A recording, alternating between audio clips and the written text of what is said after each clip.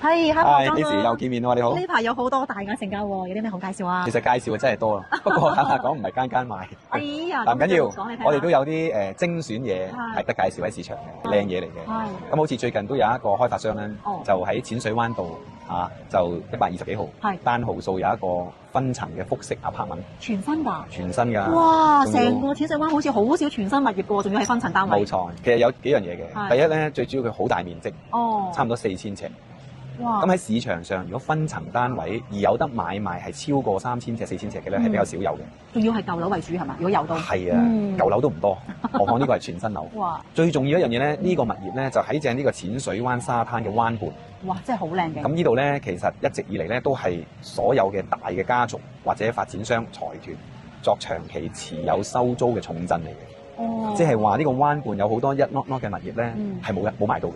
我想講一下咧，我市場上面或者咧，我哋啲人口中講嘅亞洲最美麗嘅天際海岸線係咪啊？金元寶嘅一個淺水灣沙灘海景啊！因為本身淺水灣嘅英文名叫 Repulse Bay 啦，其實 Repulse 係嚟自當年英國即係開埠香港嘅時候咧，其中一隻軍艦嘅名嚟嘅。咁所以呢度咧呢個名嘅由來咧都係好有歷史意義啦。咁而我哋望住呢個海灘以外呢個灣畔嘅景咧，我哋叫正灘景。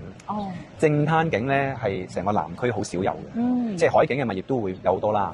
但係咁樣正灘景望出去咧唔係咁多，因為佢特別寬闊，同埋佢夜晚咧都會有燈光嘅，就唔會話夜晚漆黑一片。今次有呢個咁嘅物業，淺水灣道嘅一個4000尺嘅複式一座嘅建築物，入邊有好幾個複式單位啦，能夠喺市場度而家暗盤喺度，即係喺度安排中咁變咗都係一個機會嚟嘅。可以揾你傾係咪？可以嘅，揾你研究下係咪？我哋嘅團隊樂意服務，係太好啦。咁其實除咗呢個咧，仲有另外一個物業嘅，就喺南灣坊嗰度，係啊。咁呢個比較低調，全新嘅，係啊，一個比較低調嘅項目。咁暫時就即係冇正式貨賣嘅。咁但係喺市場上已經有好多客戶主動架車經過嘅時候已經問我哋呢個物業幾時放啊咁樣。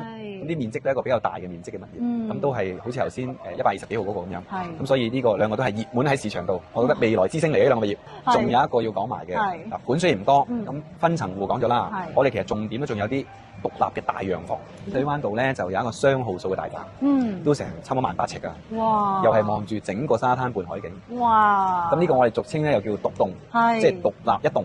獨立門號，係啊，獨立地段。咁你將來咧都有一個重建嘅價值。哇！呢一個真係啲高額投資嘅一個投資者最愛嘅一個產品嚟嘅。係啊，咁啊歡迎參觀。